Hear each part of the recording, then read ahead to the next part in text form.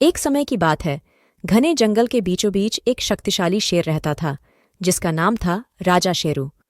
वह न केवल बहादुर और ताकतवर था, बल्कि बुद्धिमान और दयालु भी था। जंगल के सभी जानवर उसका बहुत आदर करते थे और उसे अपना राजा मानते थे। एक दिन बंदरों और तोतों के बीच झगड़ा हो गया। बंदरों ने तोतों पर उनके केले चुराने का आरोप लगाया, जबकि तोतों ने कहा कि केले तो पेड़ों से गिर गए थे और हर कोई उन्हें ले सकता था। यह बहस इतनी बढ़ गई कि पूरे जंगल में हंगामा मच गया। सभी जानवरों ने यह मामला राजा शेरू के पास ले जाने का फैसला किया।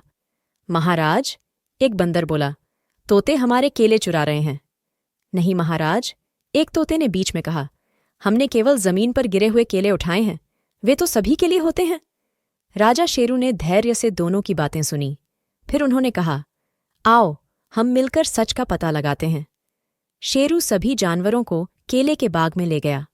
उन्होंने देखा कि सच में कई केले जमीन पर गिरे हुए थे। ऐसा लगता है कि तोते सही कह रहे हैं, शेरू ने कहा। लेकिन चलो, ऐसा समाधान निकालते हैं जिससे सब खुश रहें। राजा ने एक निष्पक्ष योजना बनाई। अब से बंदर पेड़ों से केले तोड़ेंगे और कुछ केले तोतों के साथ बांटेंगे। इसके बदले तोते अपनी ऊंची उड़ान से खतरे पर नजर रखेंगे और सबको चेतावनी देंगे। बंदरों और तोतों ने इस बात पर सहमति जताई और राजा शेरू की बुद्धिमानी की सराहना की। इसके बाद से दोनों मिलकर काम करने लगे और जंगल में शांति लौट आई। कुछ समय बाद बंदर और तोते अच्छे दोस्त बन गए। तोते खतरे से आगाह करते और बंदर यह सुनिश्चित करते कि उनके पंख वाले मित्र भूखे न रहें।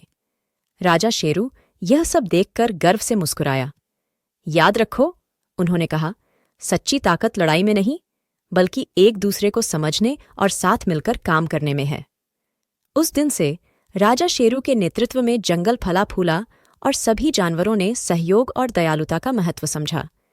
कहानी से शिक्षा: समझदारी और सहयोग से हर मुश्किल का हल निकल सकता है। दयालुता और निष्पक्षता से सभी को खुशी मिलती है।